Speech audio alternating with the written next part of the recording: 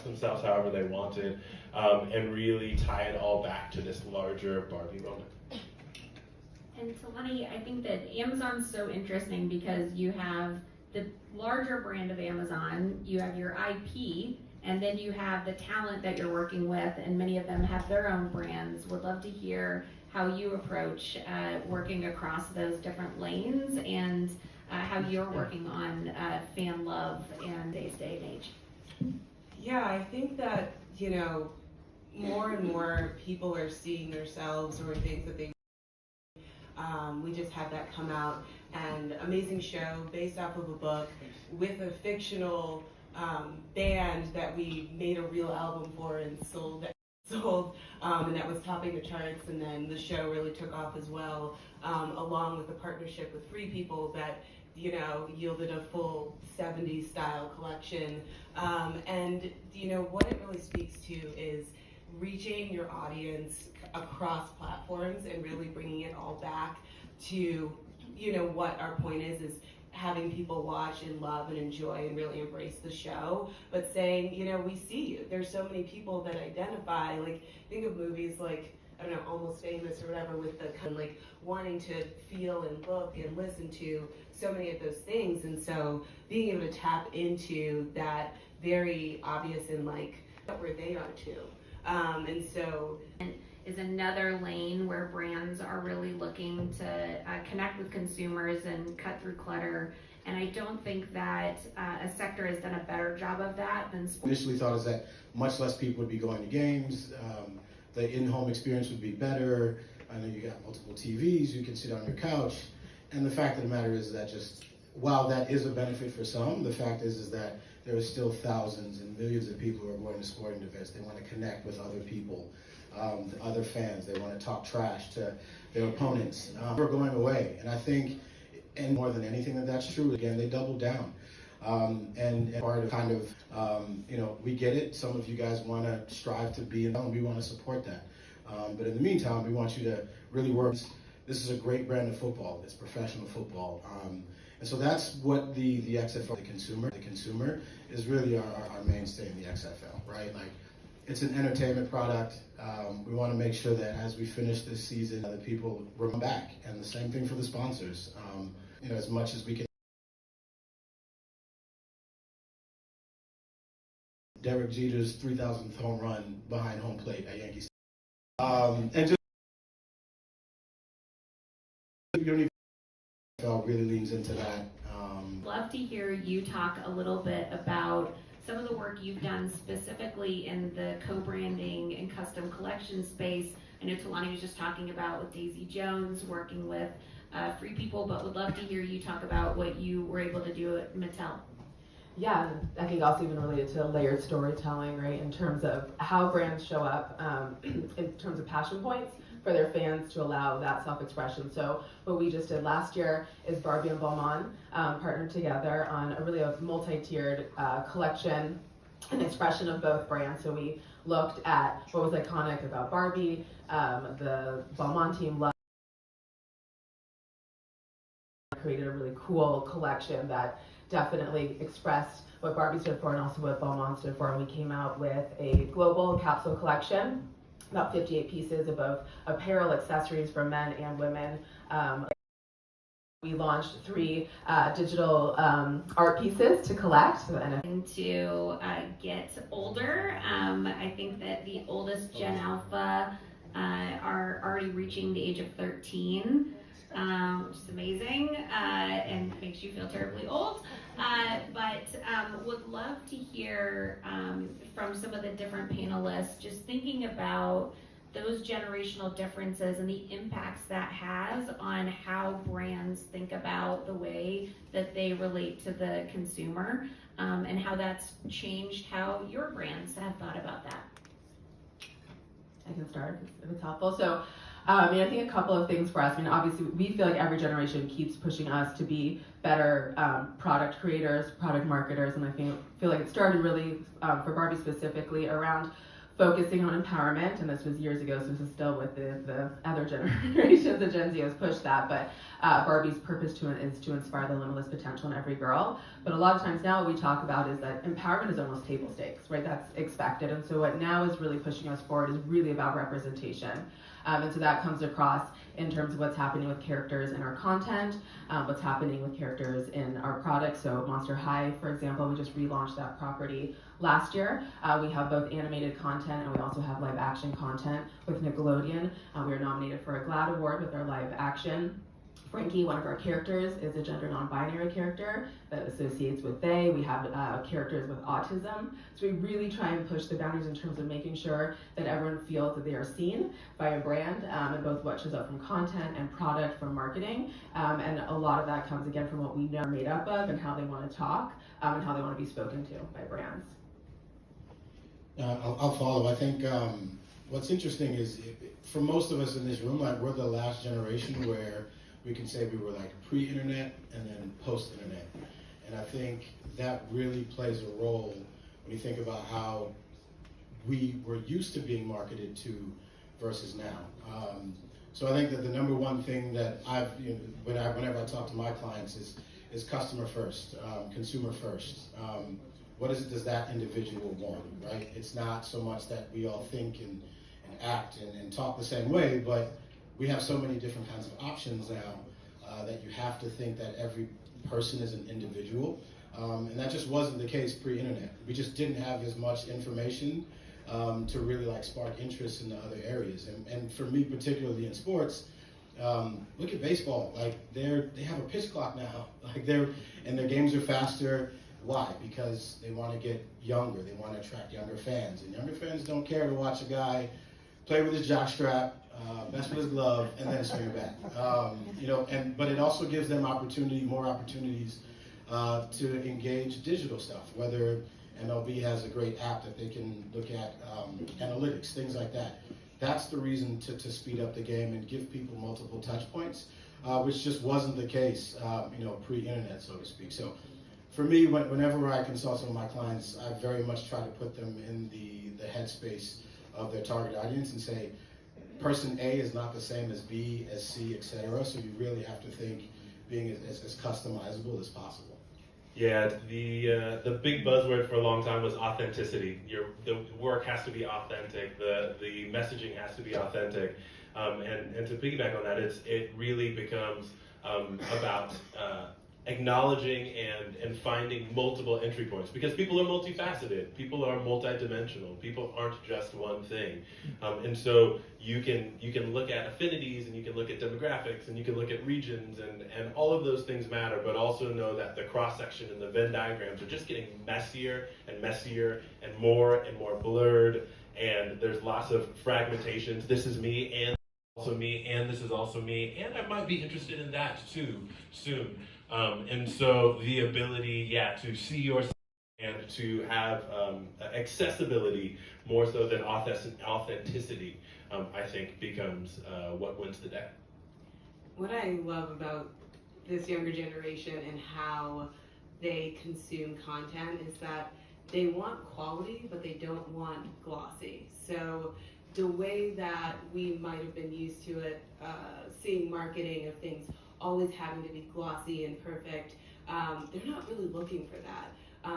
Like everyone on the panel said, it's the authenticity, but it's also, because they grew up with social media and on the internet, they want to watch people's days. They want to see behind the scenes. They want to know how everything is made. They've had grown up with a lot of access to kind of the world in a very different way. And so it really is interesting when we think about campaigns of everything doesn't have to be a glossy piece of key art or a glossy image of something, but how do we, talk to them in the way that they're speaking, or show them behind the scenes content, or show them one-off pictures, or take Polaroids, or have things that feel a little more in the moment. And I think that it changes the way that you're marketing almost anything, but especially entertainment, because you're not really pushing for them to see that what that authenticity means is sometimes being a little more random, less calculated, less focused on being perfect,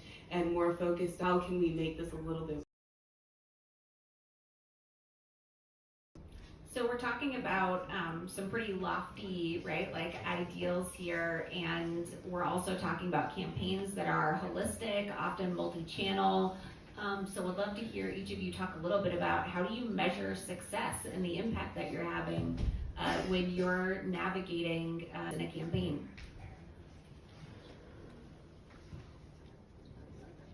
All right, we'll keep the order going.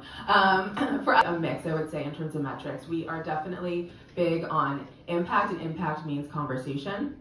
So we do pay a lot of attention to press impressions and to media pickup and stories. You know, the ultimate goal is for it to feel like surround sound. And usually when there's a decent amount of press talking about something, it starts there. You know, example now that of moving to the Barbie meme generator for the movie poster kind of took a life of its own. That obviously is for us also the ultimate goal of just having people then kind of continue that organic conversation. But it definitely for us starts with conversation and press, and then because we are a product company, sales are important. So we do pay attention to then what's happening for if there's a literal product that's attached to that program, what is the sell-through going on there? But also, is there a halo to the brand at large? You know, on our product, especially with Barbie, but a lot of the doll brands, we talk to a variety of audiences. You know, kids usually are who the product ends up in the hands of. We have to talk to parents as purchasers, and also society in general, who does like to talk specifically about Barbie a lot and judge her a lot. And so we like to make sure that they too are tracking to what we're tracking to as a brand and the stories that we're trying to tell. Yeah, I think, you know, being at an agency, you want to make sure you understand, like, what's your clients, right? Like, what are their KPIs? A way that we kind of piecemeal how do we get that is we certainly listen to consumer sentiments, right? Analytics, you know, seeing what people are saying about Verizon, you know, whether they are the more affordable brand or, you know, superior in terms of network, things like that. And then ultimately, we also, how we help them get to their KPIs and measure it is providing as many use cases to their consumers as possible, right? We talked about this in the previous question, but because there's so many people who are multifaceted and different things are important to them, appreciate that because we can kind of talk their language and really make sure that they're hitting, you know, sort of all their goals that they're looking for. Yeah, sentiment's a big one for sure, and the way that drives dialogue and conversation. You know, 1 million views or 100 million views, you know, 100 million views and I loved it versus, you know, 10 million views and I hated it, are very different conversations, and really, to your point on the agency side, it's we have to think about our clients' KPIs, but in this direct-to-consumer age, not only in entertainment but broadly, the idea that any night can be premiere night for someone is really interesting. I mean, the fact that, you know, we were a season and a half in and a ton of awards won into Ted Lasso, and people were like, I don't know about this show. Or people, it's Succession was everywhere right now, and people probably picked that up towards the end of season 2 or early season 3. This idea to be really in tune, to listen, to understand where opportunities come from, and then to be there to serve things up, because it really has the accessibility commoditize the value of entertainment products.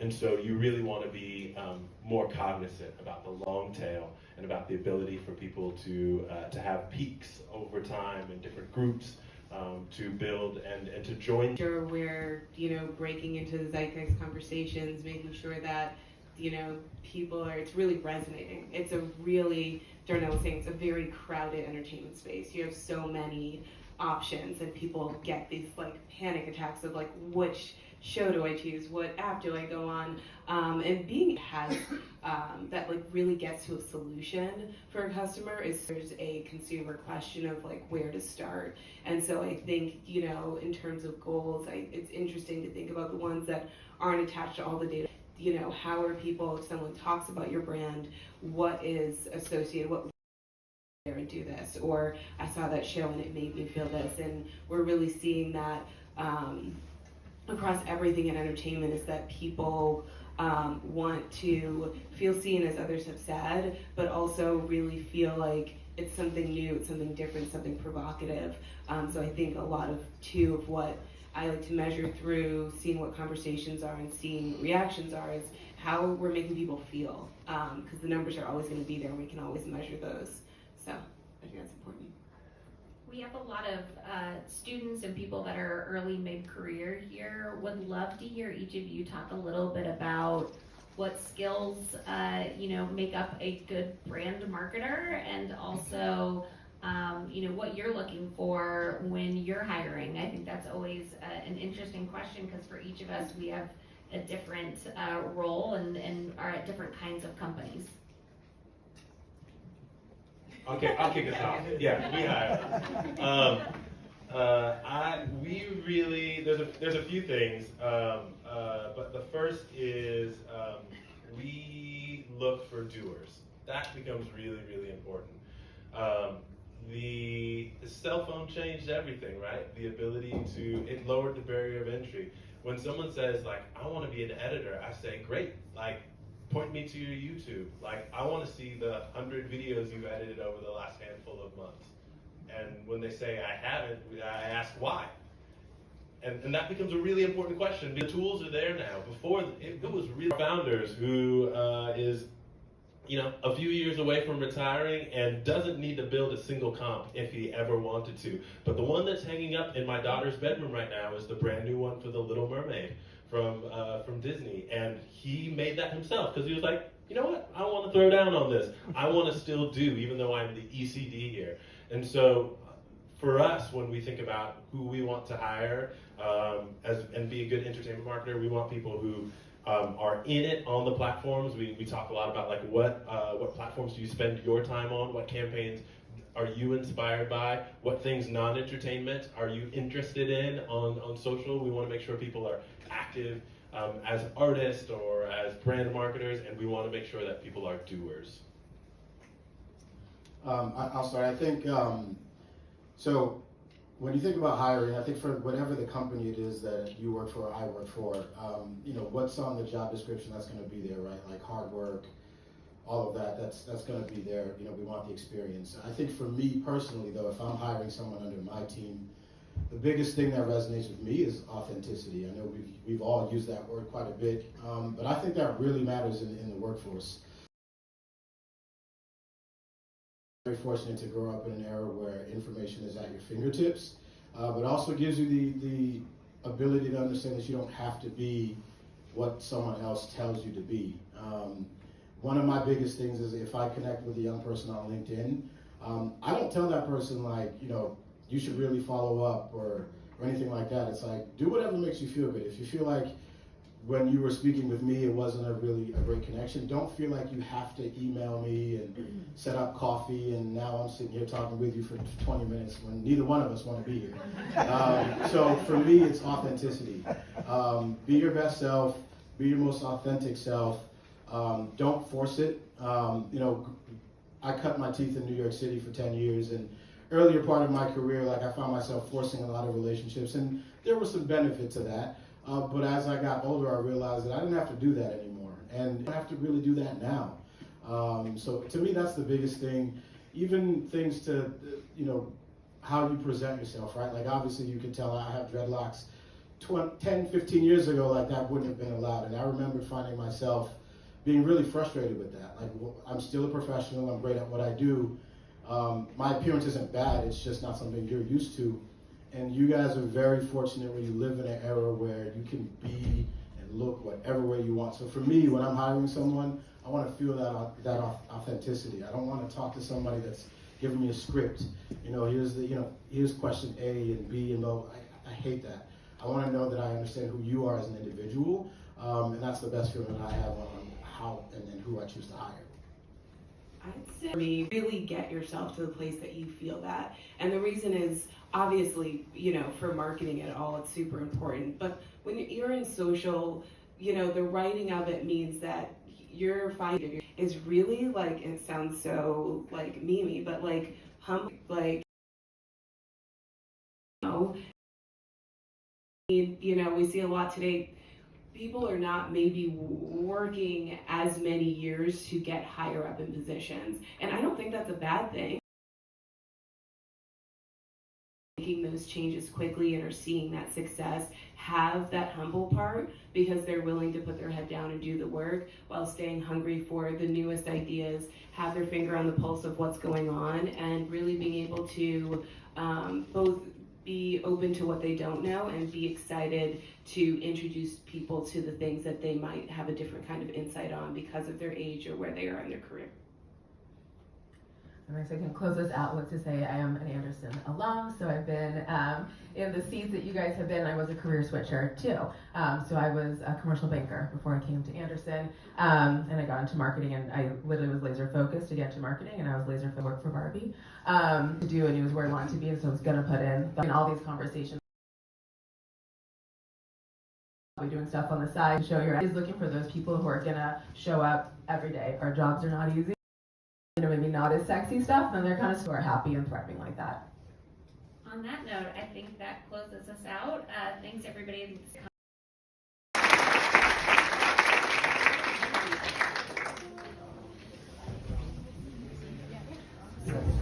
We continue our program with our next to last session, how linear TV continues to evolve fast. Please welcome your host, Brian Hirsch, UCLA Anderson alum and startup advisor and consultant.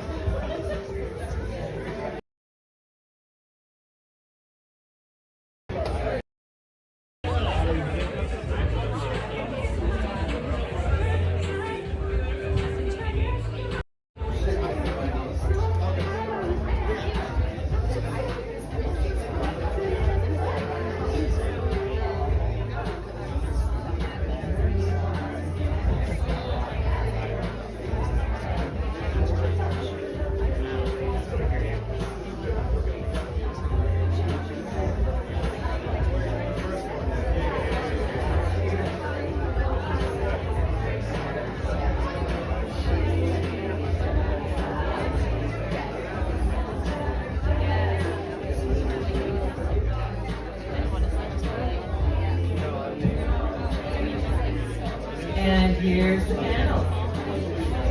Hey everyone. So we're really excited to be here today. I would like to start by thanking Jay Tucker, Elizabeth Kaloha, and everyone at Anderson that brought together this really fantastic group of speakers. These are really some of the most prominent functions from product, platforms, channel operators, content providers, international experts, ad sales. So we're really in for a treat today. So just to quickly introduce my panel from my left to my right. At the end we have Harry Lane, VP of Product Management for Pluto TV, leading product for Pluto across all devices, including web, mobile, and connected TV. And he brings over 25 years of product experience after previously leading Walmart, Trailer Park, and Paramount Pictures. Next to Harry, we have Tina Pearson, currently Vice President Business Development and leveraging emerging technologies to develop businesses and digital products. Next, we have Renee Santaella. Renee is leading their digital transformation. And prior to Estrella, Renee was head of ad sales and business operations at Sony Pictures, leading free Redbox's linear channels, amongst her other responsibilities with kiosk and transaction. Experience if you come onto Pluto TV. Sure. You'll experience something very familiar if you've ever watched television. Services are, you would do on satellite or cable TV, so the user experience is something that's very easy and familiar to the user. The other thing about Pluto TV is there's no credit card required, there's no fees, so you're not signing up for another service. As a matter of fact, you don't even have to register, you can just start watching and not even give up an email address or your name and still enjoy the service. We do have registration, and we encourage registration because with registration you get more benefits and you get more use out of the service. You can have cross-device history and resume points. So if you're watching on an iPhone and you are at home and you don't want to pick up and watch it on your Roku, you can resume where you left off if you're signed into your account. And there's also familiar features such as search, recommendations, Also, if you register, we have kids mode for parents, and you can set a pin, and then that only unlocks kid-friendly channels. So, in addition to that live linear experience that's familiar, we also have an on-demand section, which is also quite familiar if you've used any streaming service, subscription service, with categories and rows of content based on genres and things you might like, or what's trending, what's popular. So it's the best of both worlds, and it's a very familiar environment to just get into and start watching. Let me just add that there's two other important areas. So Pluto TV is a great example of the app experience for FAST. So Roku channel would be another example of the app experience. The other two important areas are smart TVs, right? So if you go on a Samsung TV Plus, as soon as you turn it on, immediately there's a Samsung TV Plus, if you go on a Samsung TV, smart TV, and then you turn it on, there's a Samsung TV Plus area with a guide, just like, it's almost like you're watching cable TV. LG Channels is also one, Vizio Watch Free. So they've all built these app TV experiences within the UX of the smart TV. The other area that's interesting too, and it's increasingly important with cord cutters, is virtual MVPDs. That's the other area for FAST. So it's kind of funny that you have linear TV streaming simulcast that someone's paying for, and then next to it, or side by side, or in a different area, is FAST channels for free that just kind of add to the experience. So those are the three areas I would say where you can find FAST as a consumer. Yeah, there's that O&O, owned and operated app, and there's the channels that you just described. And the other beauty about services such as ours is we can then integrate our channels directly into Samsung TV Plus or Watch Free Plus, so that we provide added content to those services, and we also discover Pluto TV that way. All we have to do is send them a channel. That's right. Yeah, there's so many different entry points now for consumer to get to content. It's really fascinating. So Harry, I think you have a video you want to run to show what Pluto looks like. We can show a quick 1-minute video, and you can kind of get a sense of what Pluto is like as far as from the app experience itself.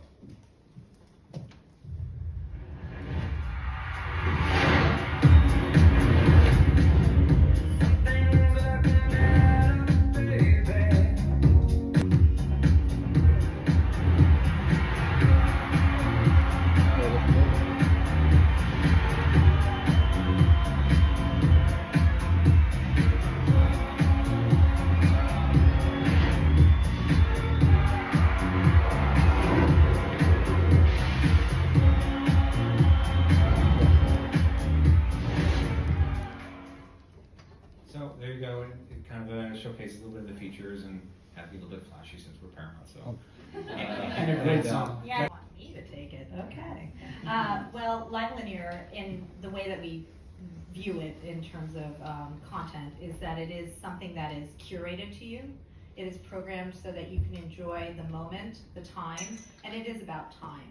You turn it on because of the wonderful UX UI, be it an OEM provider or an application, and it is something that's presented to you in the mood that you feel like. You select the channel, you lean back, and you just let it go. Whereas when it's an AVOD or an SVOD service, SVOD, obviously you're giving some information about yourself, so there's a whole process to get in. It's not necessarily easy the first time. So therefore it takes a few steps, and you have to consciously decide to go through that process and offer out your credit card. And with although that's a wonderful experience and you get a great content out of that, it's not as easy. The other option is AVOD. AVOD obviously is also the types of content that can be free to you and to the consumer. However, you do have to go through the selection process. So the conscientiousness of having to watch one piece of content and then selectively choose the next. So the way that we're viewing FAST is really a curated experience that allows you to lean back and enjoy the moments of time that you have, but you don't necessarily have to be invested in it. I think that's a key difference I just pointed out about lean back, where you're not being forced into having to select something to watch and scroll through. And how many times has everyone gone on Netflix and you go on and you're trying to figure out what you want to watch, and after 20 minutes you give up. In the fast space, it's traditional cable television like we knew from years ago, where you're just going in and you're seeing content play out in a linear environment. You can't rewind it, you can't fast forward it, and it's just playing. Yeah, I was just going to add, I think there's this linear TV experience to it, this kind of curated experience that's really important. But also there's like an on-demand binge type behavior that happens depending on the day of the week and the time. So, for example, oh, I really love this show, I'm going to watch another one, or and so I think there's this interesting duality of live linear experience where you kind of come and tune in for a little bit, and then there's also a little bit of a binge behavior depending on the channel and the content. And just from the platform perspective, I'm really thankful for all of you for creating this, but it makes it easy for a programmer to just turn on and off playlists. So it's very simple, unlike cable, unlike linear television, where you have to program day parts and figure out when you want to watch and what is the audience going to do, and there's prime time, and that's not the space at all. Time is what you make it. You watch the viewer's behavior. You can turn on and off these playlists as easily as just checking boxes on a computer screen. So it makes it so diverse and flexible. So as a programmer, you can see what the audience are resonating to, and you can create binges. If you see on a Monday that no one's watching the same content as they do on a Sunday, you switch it up. You can switch it up on Monday morning. It's very easy. So let's talk about the channels that we see on FAST. We see brands that we see on traditional TV, AMC, BET, A&E, NBA TV. Are these the exact same channels that we'll see on cable television that we all pay subscriptions for, or is it different on FAST? So from acquiring a lot of different brands, typically they are different. So again, it's still more of a bingeable style fashion, right? So we see a lot more single series channels. I love the Star Trek channel. But I think that's where, for us, right, there's like a Walking Dead channel or something that's very identifiable. And when we go through for what we've done for Redbox too, how do you make it identifiable to the customer? Because still a lot of content to get through.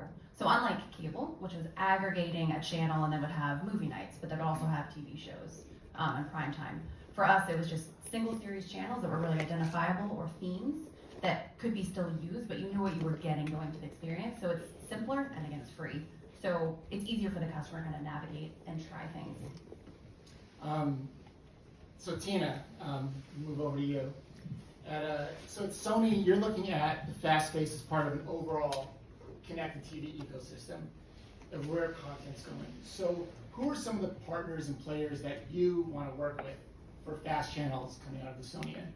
Well, it's interesting you say that because I think Vinay just nailed it with his overview of OEMs and platforms and apps. No one's excluded from the distribution of media and content. I think the big challenges that come from the tech side are things such as digital rights management and piracy. So that's a whole other aspect, and then also the economics. So when you're asking me who would Sony like to target, it's those premium partners that have the reach and have the visibility and has the customers that are hungry for our content. And we often rely on both partners on all these sides to help us inform us of what their audiences are looking for and how can we partner with these platforms and services to be able to provide those audiences the content they want. And then Renee, kind of just continuing on that. So, for people to get into fast channels, there's a discoverability opportunity question. So with the Straight Up TV, you're talking to your audience. You have fans that are coming specifically to watch Straight Up. So can you talk a little bit about how easy it is or the challenges of your channel on these platforms? Yeah. So first of all, let me just start with our philosophy. As possible, wherever the consumer is, we want them to watch it. We have no ego, and we're not going to fall into the trap of trying to force consumer to make decisions or pull them into one particular place. They have their top choices that they want to watch. It's very similar to television a long time ago, where people had 5, 6 top preferences, and to create content, you want to make sure that you can get that content out to as many places to monetize. So that means you rely on partners, and FAST is a great way to do that. It's massive industry is going to be, I think, $6 billion by 2025 in advertising revenue. And for us, we went from a no business in FAST in 2020. We had no business. I started in 2020. We reached 10 million monthly uniques a month. This is Spanish language too. This is Spanish language. Instant audience that we built. Now we're actually working on our direct-to-consumer AVOD business to complement it for the super fans, right? And creating fandoms for the consumers who really want to dig deep. Now, what's important for us is partners. The partners that lean into us the most, we're going to have the best relationship with. I can tell you that Pluto TV is breaking news, and they'll post it on their app promoting our channel on their app. And that's a form of OEM, let's say Samsung TV Plus, and you have to fight for shelf space. You have to fight with partner promotions and show them you have the goods. Discoverability is a really big deal, and there's different ways to do it. There's marketing, there's in the UX and getting shelf space for promotion, and like they call them hero units. Mm-hmm. And there's other ways. There's also video ads. You give them video promos, and then they run it like a house ad. And then you have your own channels. Renee, at the end of the day, it's very similar to linear television. It is. Let me just say, it's trade marketing, it's on-air marketing, and it's off-air marketing. The only thing we're not doing is billboards because we rely on. So anyway, so it is like sorts of other things that make it more of a headache. Well, that's a great segue, bringing up that you have live content or you have new stuff you're producing for your linear channel that you're also taking over now to the digital channels. So I want to move over to Laura now with Redbox. How have you, a couple years, a few years ago, a lot of channels that came in or content was old library content that was sitting on the shelf or lower budget content that had a following but not necessarily a traditional linear television audience. And that's starting to change a lot. You want to put on titles. What is it that you're looking for at Redbox? So it's a complex conversation, right? So our business is a little bit different than Pluto's. And I have some slides to show you guys to kind of show you that, which is our business is new release business, right? So it started at the kiosk. People know Redbox for new releases. So that means Top Gun, Maverick comes out. So what's the drafting with Tom Cruise, right? And what comes out from that? Could be military movies, could be all types of things. So a lot of our business kind of starts as an entry point from there. So when we look at content that complements that, it could be AVOD, it could be catalog, then FAST. So for us, when we're looking at similar verticals and themes that align, so it could be The Price is Right, the Bob Barker years, right? And it aligns with a bunch of game shows and some movies coming out. So that's an entire channel dedicated to just The Price is Right. That's right, and it's one of our most popular channels, believe it or not. And part of that is because it still was TV format, right? So it's meant for the breaks. Movies sometimes are a little bit more challenged in that format, right? Because they weren't meant necessarily to have the type of ad breaks you have in linear TV necessarily, when you can watch it for free. And that's the cool thing about us too, is you can flip back and forth between that. So, when we look at linear content and what's really evolved in that space, it's what's complementary for that experience, which is a little bit different than the depth that Pluto has, depth that Tubi has. So I think each platform is unique in that approach. But yeah, I think for us, identifiable content that's still bingeable, like you were talking about, even marathons of their themes, is really, really important for us. You mentioned you had some slides you want to run through. Yeah. Can we cue those? I'm going to stand up so I can actually see. Okay, yeah. That looks like a really nice graph. Business school. Something kids have. Yeah, that's definitely not mine. Wow. Mine's more fly. I think this one might have Shazam on it if you find it. If not, long dramatic pause. Laura, video? Do you have the PDF? If not, the video will work too. All good. 30 days right out of theatrical, alongside of free popular movies and linear. So for us, people are navigating to the right, surprisingly, not down, and then they're going into the product pages and discovery. So for us, we have a lot of algorithms that are running, coordinating all this content to work together to both you, if you are logged in, personalizing that experience. A lot of free people come. Channels have to stand up in this environment. So people are coming for new releases, and maybe they then come back, just to your point, for the free live TV. So for us, things like Cops, Jail, like these really big single series channels are the ones that stand up. Sorry, this was a longer video than I anticipated. But for us, we also have a traditional EPG experience within the guide as well, but only about 26% of the people actually come to navigate for that experience. But the people that come back more often. So they end up coming back and spending almost triple the amount of time someone that takes like a new release movie just to watch. And again, Echo watch multiple times, and then the product allows you to come back to the last channel you last watched. So fast for us is just complement. It's different for everybody when I say that, because what works for us doesn't necessarily work for everybody. So movies work really well, then they move into VOD. It looks like TV, right? You have an EPG screen. You can.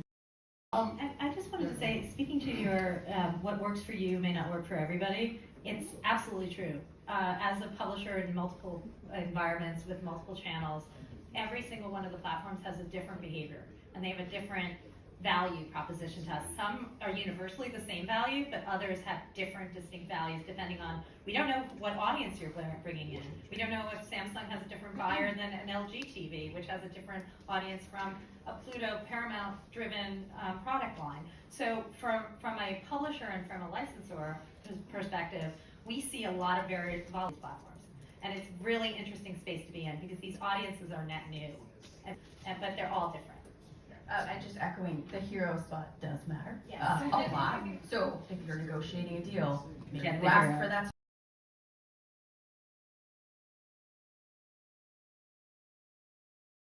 Predictable. Pluto versus Redbox versus Samsung versus Vizio or Local Now or Zuma, just go down the list, that they're each reaching viewers differently, and it's a different viewer. But at the same time, you're launching channels. So you want to talk about some of the channels you've launched, and from a content perspective, what has worked? And then we started rolling that out globally in Latin America. And do you negotiate those? I did negotiate those hero spots before anybody really.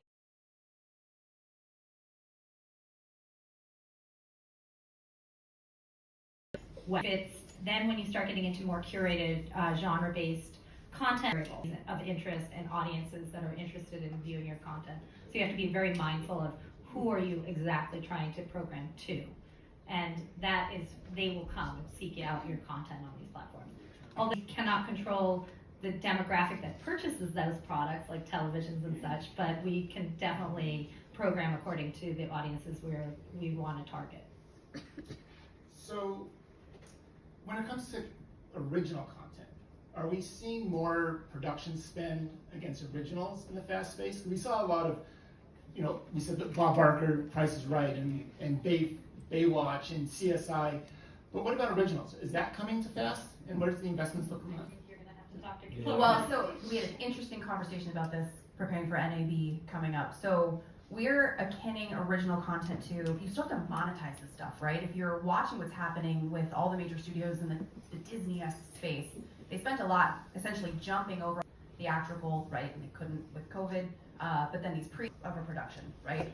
However, for us, what we're doing is we also have Halicon, which is we do stuff for Amazon and Disney. And so we can still do these pay one windows or these SVOD launches or figure out a theatrical kind of combination, knowing it's going to go to fast, and we just pre-plot that out.